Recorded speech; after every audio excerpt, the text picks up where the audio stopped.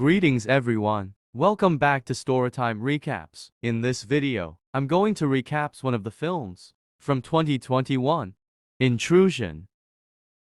Before we start, I hope your day be filled with sunshine and smile. Enjoy the story. At the opening scene of the movie, therapist Mira and her husband, architect Henry Parsons, are a married couple who are sick of the Boston rat race and live in a remote, ultra-modern home that Henry designed and constructed in Corrales, New Mexico. Having survived cancer, Mira is concerned that the illness might recur, but Henry is incredibly sympathetic and understanding.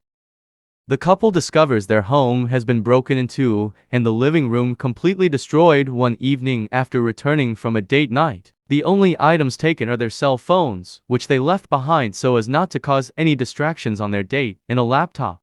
Henry installs a security system at the house following a visit from a detective, who suggests they call a plumber after hearing rattling pipes.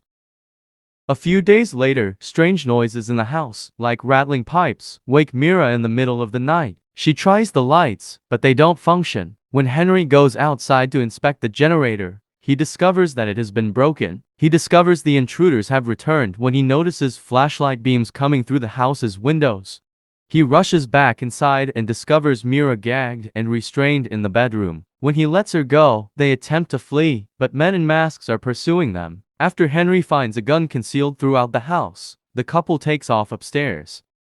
After Henry puts Mira on the ground, she makes it to the couple's car just in time to hear gunfire coming from the house. Henry follows the injured man outside as he stumbles, shooting and killing him. Henry and Mira argue at the police station over the gun, which he had concealed from her. Mugshots of the three intruders, who were all Cobb family members living in a dilapidated trailer park outside of town, are displayed to them. Two are dead, but Dylan Cobb is still in the local hospital's intensive care unit. The couple is informed that Christine Cobb, a college student, is another family member who has recently vanished. It is suspected that the trio was involved in Cobb's disappearance, which may remain unsolved unless Cobb makes a full recovery. Henry tries to talk to Mira about moving past the attack. These incidents leave Mira deeply traumatized, and it also turns out that Henry had a hidden gun. Henry tells her he's got rid of it and says they should still throw the housewarming party they had planned in spite of what happened. Keeping this in mind, he heads out to get party supplies. When she can't get in touch with him over the phone and realizes he's forgotten his wallet, Mira makes the decision to go with him to the store. To her astonishment, he cuts off at the hospital, even though she soon catches up with his vehicle. This distracts her, and she ends up running into another car. After having her car towed to the body shop, Mira rides home in an Uber. She asks Henry why he went to the hospital after telling him what happened. He informs her that he simply made a mistake.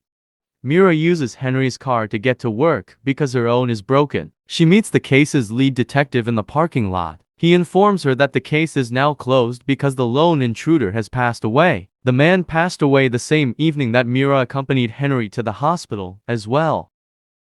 Mira, who is now extremely suspicious, discovers the Cobb home address while browsing Henry's car's GPS log. She makes her way there and enters their trailer. She opens it and sees an envelope with Henry's construction company's logo and his handwritten address on it. When Mira opens the family's mailbox, she discovers a package with a video camera inside.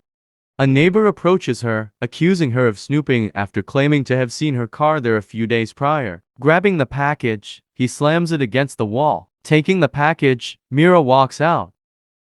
When she gets home, she tries to play the video, but it won't work properly. All she can see is Dylan Cobb's picture. She places an online order for a second camera and arranges for delivery to her place of employment. Upon searching Henry's office, she discovers a USB chip containing images of their home's construction. Dylan is pictured in the pictures as a member of the construction crew. She has to end her search when Henry gets home. But later that evening she looks through the pictures once more and finds pictures of Christine, the missing girl. The following day, Mira approaches Henry and asks him a number of questions, including why he kept a gun in his possession, why an envelope bearing his handwriting was found at the Cobb trailer, and why he has images of the missing girl on his computer. Henry clarifies that he committed fraud to obtain additional funds because he needed them for the construction of the house, with the intention of paying them back. After witnessing Dylan mistreating his daughter, Henry fired Dylan Cobb, who had worked for him. Furious, Dylan vowed retaliation and threatened to reveal Henry's dubious financial practices. Dylan and the other Cobb men broke into the house after Henry, who had been paying Dylan to remain silent, stopped paying. Henry's explanation reassures Mira, and her happiness returns. She gets bored with the film she found at the Cobb residence and stops looking at it when the new video camera comes. It's finally the big night for the housewarming celebration, and with everyone packed into the house, the festivities are well underway. Mira's suspicions are aroused when she happens to watch a TV news report regarding Christine Cobb, who is still missing. She went to the car, gets the new camera, and inserted the cassette. In it, Dylan Cobb discusses how he didn't like how Henry treated his daughter and how, following Christine's disappearance, he took his dog to Henry's house, where it began to bark hysterically near the office. Mira visits Henry's office and takes the house plan to view her husband's design. Discovers a hidden switch that opens a basement door. The reason behind the unexplained banging noises heard occasionally in the house is revealed when Christine is found chained to a chair in the basement and connected to pipes. Before Mira can succeed in freeing the girl, Henry shows up in the basement. Although he did not choose to be this way, he admits to Mira that he has always had perverse impulses. At last, Mira understands that Henry constructed their remote house in order to have a covert location to hold his victims. When she tries to dial 911, Henry grabs her and ties her up. He returns upstairs, informs their guests that Mira has gone to bed because she has had too much to drink, and then he sends them on their way. When Mira identified the man as her husband, Christine informed her that she had no idea why she had been abducted or how long she had been imprisoned in the basement. In the process of breaking free from her bonds, Mira also releases Christine. They are attempting to flee when Henry returns to the basement and a chase begins. After putting Mira to sleep, Henry drags Christine back to the basement. He ties her up once more there and is ready to kill her with a baseball bat. But before he can do so, a revived Mira shows up and strikes him in the head with a clock, critically wounding him. It's ironic that on their first date, he gave her a special present, a clock. Dying when Henry asks Mira what she'll do without him to look after her, she says she'll take care of herself. In the last scene, which is set in a sunny day, Mira is seen leaving the now empty house and their house is up for auction. Mira is leaving to start a new life.